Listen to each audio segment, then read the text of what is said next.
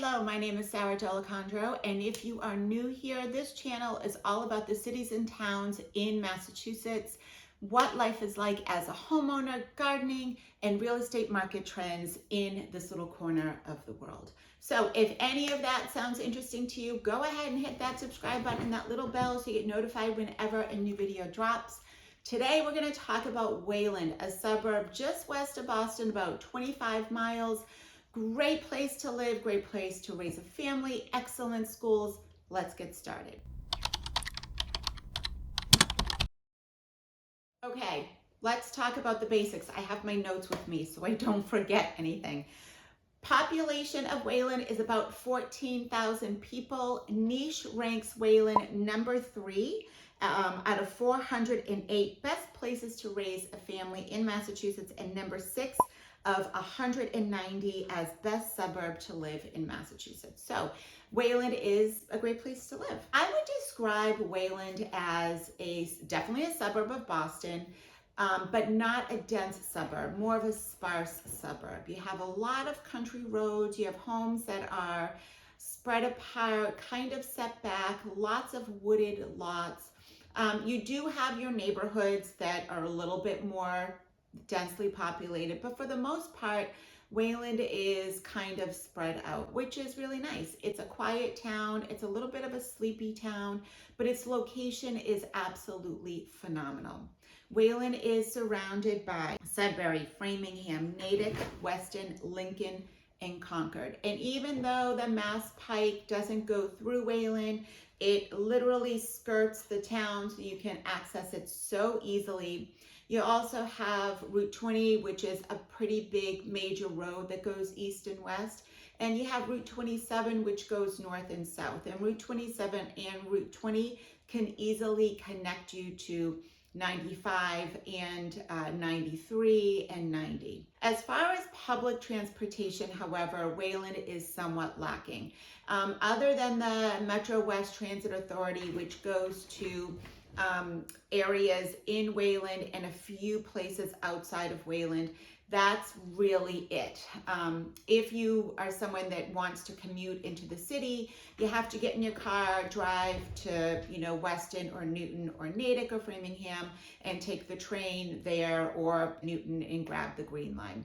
None of those places are very far, but it's not like you can sort of walk to the corner of your street and, grab a bus into the city. That is not a possibility in Wayland. As far as public schools, Wayland is top notch. It consistently ranks in all the magazines and, is a very popular location for families because of its school system. Wayland has 1 public preschool, 3 public elementary schools, a public middle school, and a public high school. But there are lots of private school options in and around Wayland if that's what you prefer. About 2,700 students attend public schools pre-K through 12. As far as things to do in Wayland, you have the Wayland Town Beach, which is very, very popular. It's well cared for, and people who live in Wayland and outside of Wayland go to the Wayland Town Beach quite a bit. In addition to that, there is lots of conservation land, lots of wooded forests, open land, hiking trails for walking, biking, snowshoeing, skiing, lots and lots of ponds and lakes in the areas where you can canoe, you can paddleboard, fish, swim, skate in the wintertime, ice fish, you name it. All of those are a possibility in Wayland. Wayland's Park and Rec Department is also very, very vibrant with lots and lots of offerings, not just for young kids. There are lots of offerings for adults and for seniors.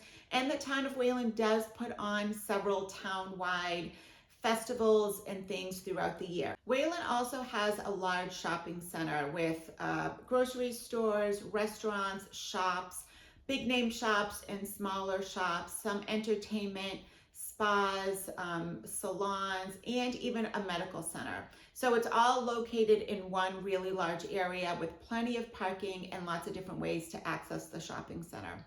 Outside of that shopping center, however, you're really not going to find much for restaurants and shops in Wayland. But luckily, Wayland, like I said, is close to Framingham and close to Natick and close to Concord. So you can quickly head over to those locations and check out their offerings there for shopping and restaurants and things to do. Okay, let's talk real estate. Wayland is not a cheap place to live. The average home sale in Wayland 2024 was $1.33 million.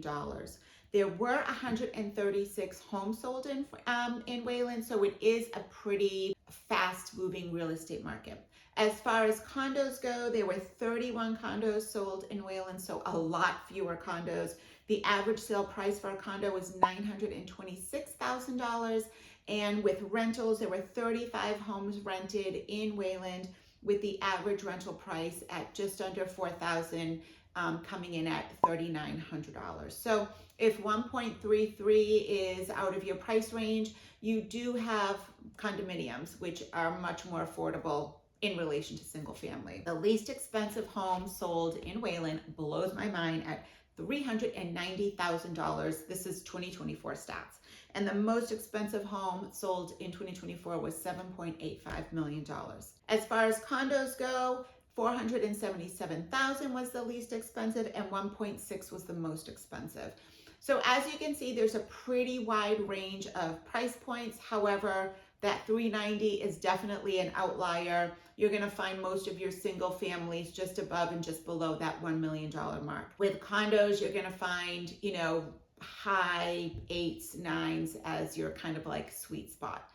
The real estate market is fast moving in Wayland because it's an attractive place to live. So homes don't tend to linger in Wayland, especially those that are well cared for, obviously, and have, good sized yards. Those homes are going to go pretty quickly. Okay, so that's it for Wayland with your basic data, things to do, schools, and all of that. If you're interested in learning more about Wayland, get in touch. My contact info is in the description below. You can call me, you can email me, and we can chat. It's never too early to start the conversation. So if you're thinking, okay, Wayland sounds interesting. I don't plan on moving for like a year or so, that's fine.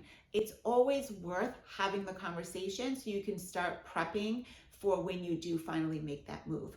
And if Wayland isn't of interest to you, but you want to explore more of Metro West and Greater Boston, get in touch with me. Like I said, I'm always happy to help. It's never too early to start the conversation, whether you're planning on selling or buying. All right, like I said, if you're interested in learning more, go ahead and hit that subscribe button, that little bell, and I always appreciate a thumbs up. Thanks for stopping by, and we'll see you again soon.